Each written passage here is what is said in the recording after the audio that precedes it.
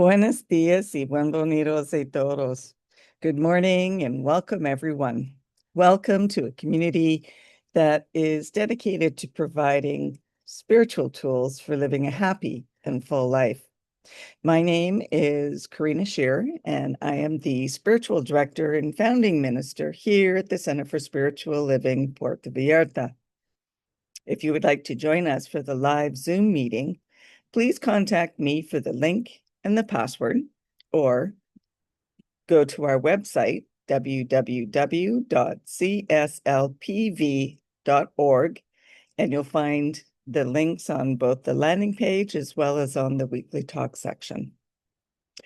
So Happy New Year, everyone. Today is the first Sunday of the new year, January 4th, 2026.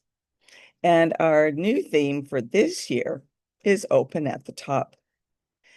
The topic for this month is Ancestral Wisdom and New Thought. And the topic for this week is Divine Mind and Maple Sugar. The suggested book for reading this month is Braiding Sweetgrass: Indigenous Wisdom, Scientific Knowledge, and the Teachings of Plants and Milkweed. This is written by Robin Wall Kimmerer.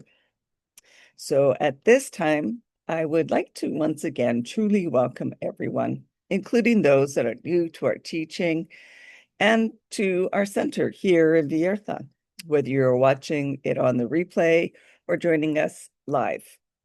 So each week, we teach a philosophy that honors all faith traditions. No matter what path you are on, know that it is the right path for you. And please know that each and every one of you is welcome here. As I mentioned, we do teach a philosophy, and it's called the Science of Mind. It's a teaching based on new thought and ancient wisdom, where we offer spiritual tools and principles and practices to promote personal growth. We offer we honor diversity as well, so that everyone can feel welcome here.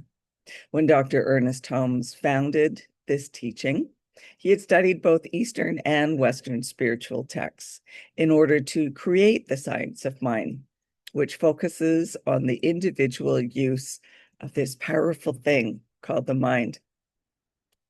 So each week we offer the service with an inspirational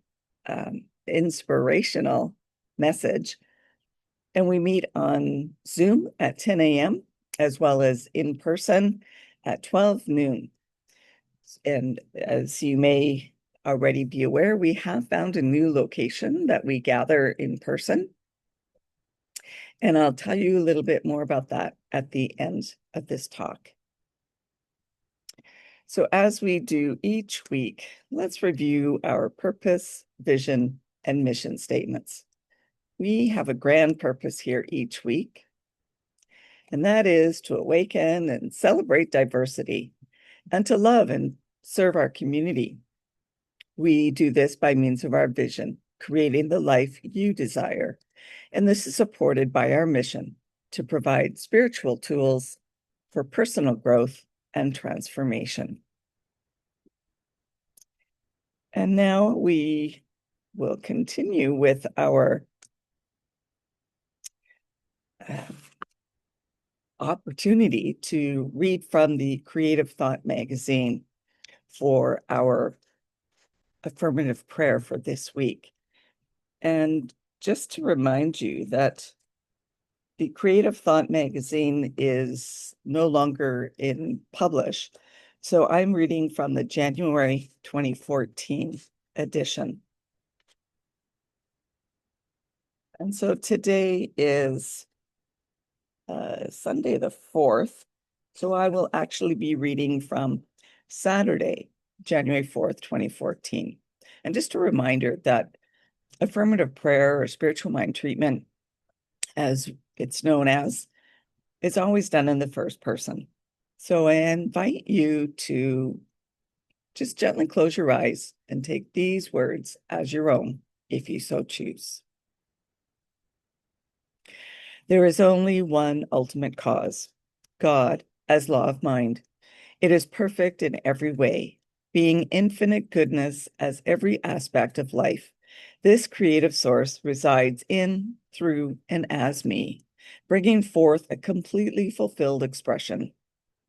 I am immersed in the qualities of God, living the spiritual truth of my innate God nature, being the reflection of absolute perfection. I trust in this goodness of my God thinking, knowing, and appreciating a joy-filled experience in every particle of my being. This is my starting point in consciousness. I no longer entertain thoughts of limitation or negativity. Instead, I accept only God within me as the presence I am. My consciousness is completely aligned with the power of good. Therefore, divine harmony is always revealed as my unique gifts and talents. I am flowing forth in the spirit of love, joy, and peace. My gratitude for this awareness is boundless as I understand and celebrate my life. I have complete faith in the natural process of my spiritual identity, knowing that it is the only reality behind everything. Goodness is being me. I let go my word to law, and so it is. And that was originally submitted by Reverend Hollis Whitting from Monterey, California.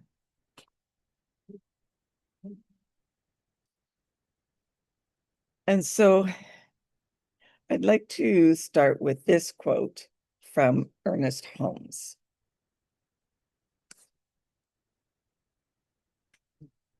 He said, "Nature has awaited our journey of its laws. As we discover new ones, we use them. We must come to understand their laws, then they will obey us." Ernest Holmes wrote in Can We Talk to God? So, in the first chapter of the Science of Mind textbook, we learn about the thing itself, a creative mind within which we all express. An aspect of the oneness in the divine is that we are each fully supported. When we have strong intention, the entire universe conspires to make things happen through the power of the law. And this quote reminds us that this mind supports not only ourselves, not only our individual wants and the callings of humanity, but it also supports every aspect of creation. The same divine synchronicities that are unfolding in the lives of people are also being expressed through squirrels, trees, even the weather. This mind that governs everything, along with the indigenous wisdom of the Potawatomi people, invites us to expand our understanding and conviction and connection to the great web of life. Ernest Holmes said this: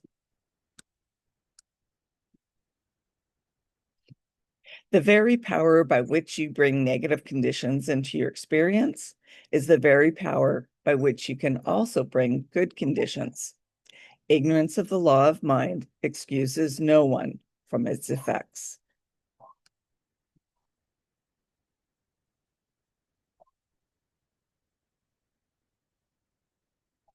So in the first chapter of the Science of Mind, it's about the thing itself.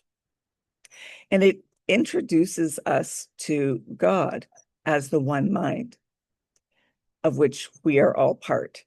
And now you can exchange the word God for any number of other words that you choose: divine, oneness, source, the thing itself. Each person is an individualized expression of this mind. And as we think thoughts and feel emotions, the law of mind responds by reflecting those intentions back to us.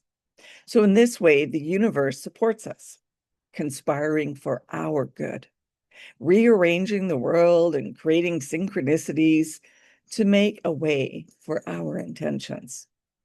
Engaging the law of mind is a natural process, as we've been doing it all our lives with every thought. We can choose to use the law more intentionally through thoughtfulness about what we are thinking, feeling, and believing. And most importantly, know that the law works equally for everyone. It doesn't play favorites. In The Science of Mind, Ernest Holmes wrote this: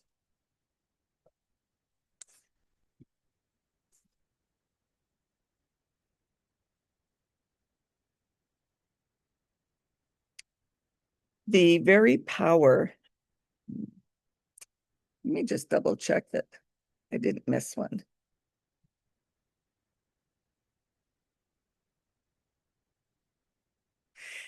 Okay.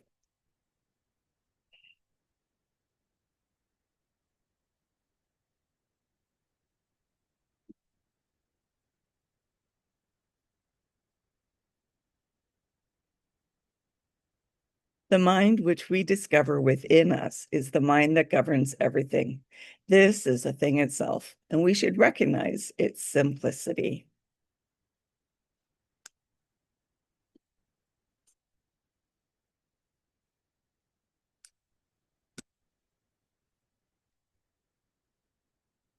So this week we are talking about the sugar maple moon. And this month, our theme of the ancestral wisdom, New Thought, invites us to discover how Indigenous ideas can deepen and expand our science and mind beliefs. Sharing the maple sugar moon story, we learn that the Potawatomi people, who are the Indigenous people native to the shores of Lake Michigan, they also believe that all are one.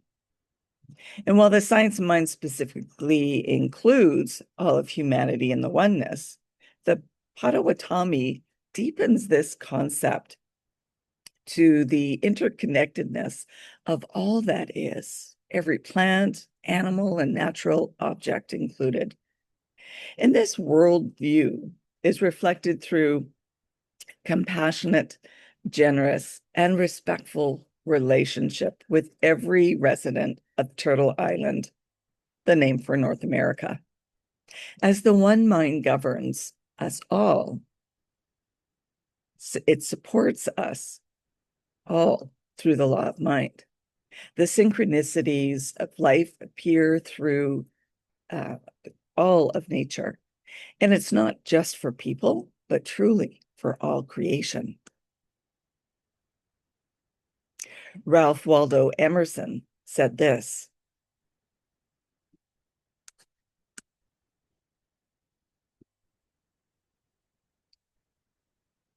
adopt the pace of nature. Her secret is patience.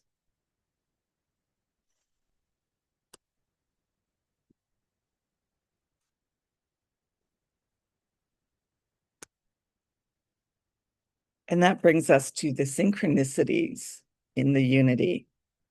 And our experience of life is expanded when we are consciously aware of our connection with all creation. While we are each fully supported by life, we can also be part of the support that ripples outwards. The law rearranges to manifest the world to make a way. And it's important to remember that we are a part of the manifest world. We can choose to partner with the universe in supporting all who live on it and with us on Turtle Island, from the vulnerable plant life to the health of the water It invites us to ask questions like, how do I experience being part of all creation? And how am I being a point of synchronicity for all life? So here's the story of the maple sugar moon. It said that the Potawatomi learned to make maple sugar from the squirrels. Late winter, when the caches of nuts were depleted, squirrels take to the treetops and gnaw on the branches of sugar maples. Scraping the bark allows sap to exude from the twig, and the squirrels drink it. But the real goods come from the next morning, when they follow the same circuit they made the day before, licking up the sugar crystals that formed on the bark overnight. Freezing temperatures cause the water in the sap to sublimate, leaving a sweet crystalline crust, or like a candy or a rock candy. So sugaring is a practice of patience, waiting for all the elements to align to create something magical. For the sap to run, you need a combination of warm days and freezing nights. Warm is a relative term, 35 to 40 degrees Fahrenheit, so that the sun thaws the trunk and starts the flow of the sap inside. Bingo! The sap drops from the spiles, the spouts, purists pound into the trees to let the sap drop into their metal buckets. Gathered in huge tubs, the water at the top of the sap freezes overnight, and the ice is removed each morning. And night by night, the sap becomes more concentrated. And everyone, the people of the trees, the weather, even the squirrels, each has a part of the oneness to create the wonder that is maple sugar. And this, of course, is the story told in Braiding Sweetgrass by Robin Wall Kimmerer. And this is a quote by Henry David Thoreau.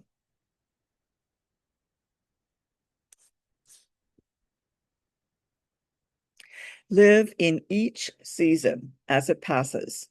Breathe the air, drink the drink, taste the fruit, and resign yourself to the influence of the world.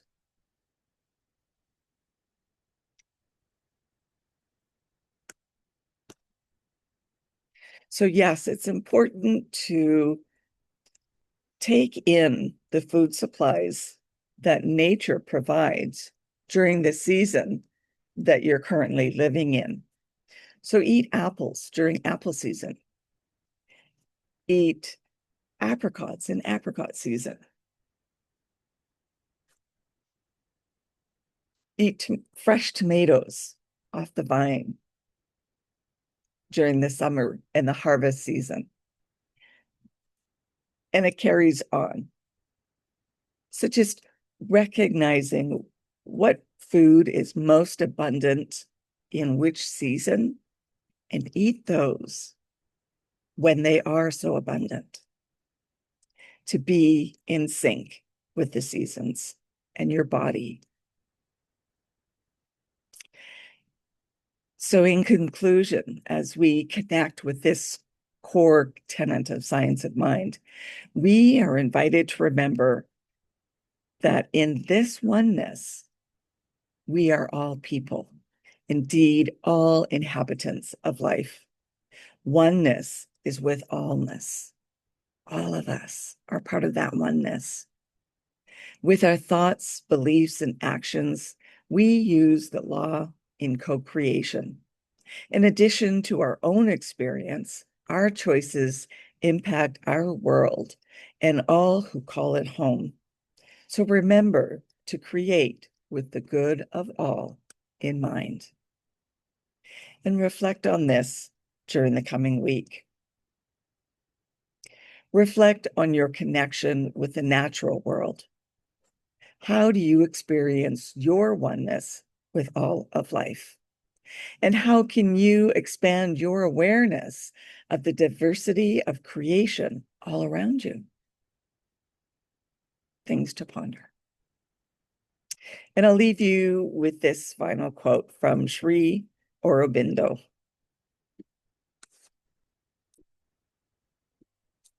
There is a consciousness that knows itself as one with all that exists, and it is this consciousness that creates, sustains, and governs the universe. And that brings us to our affirmation for the week. I am one with all creation, supported powerfully by spirit. So now it's time for updates here at our center. And as I mentioned at the top of the meeting, we are now meeting at our new location of the Living Room Bookstore and Cafe in Cinco de Diciembre. And we are meeting on the back patio. So this location is now updated on our website as well. If you are interested in learning more about the Science of Mind teaching, we do offer courses via Zoom and in person. So check with me or check with our website to find details of upcoming classes. And there's also a survey for your input on upcoming courses, book studies, classes, whatever you are interested in. So please complete that and submit it so that we can make arrangements for those as well. And if you would like to have a one-on-one connection for spiritual mind treatment, please connect with me so we can arrange that either in person, via telephone, Zoom, Messenger, however you want. And if you would like to become a committed member of the Center for Spiritual Living Puerto Vallarta for this current year, as membership does renew annually, or if you would like to be on our board of trustees, then please contact me to be sent the updated version of the forms. I'd also like to remind you to like, comment, and subscribe to our YouTube channel and Facebook page, as well as on Substack. So if you would like to be on Substack with us and don't know how to find us, let me know and I can help you there. And so now it is our time for mindful giving and support of our spiritual home. We rely on your support to continue our center here in Puerto Vallarta so that we can continue offering this powerful teaching of the science of mind. We bless the financial gifts that you give, no matter the amount. And donations can be made either in person or online through our website, www.cslpv.org. And you'll find the donate buttons for both PayPal and Tithely on our landing page, as well as on the page where you find the weekly talks. And yes, you can still send in a paper check by addressing it to CSLPV 403 2125 Birch Road, Kelowna, BC, V1Y 8N1. And now, if you would like to join me with our offertory affirmation and repeat after me. I know that my giving blesses and multiplies all that I am, all that I have, and all that I give and receive. I do give eternal thanks for the abundance that is mine to share. So thank you for coming and sharing this time together. And let's continue practicing peace every day. We can each be a force for peace and nonviolence Our words and our actions create ripples of peace all around us and beyond. Peaceful living includes acting with compassion, kindness, and consideration. And it also includes standing up against injustice. And today, more than ever, we need to stand for peace. So hug your friends, your neighbors, and your loved ones. May peace and love be with you. Blessings to all. Namaste.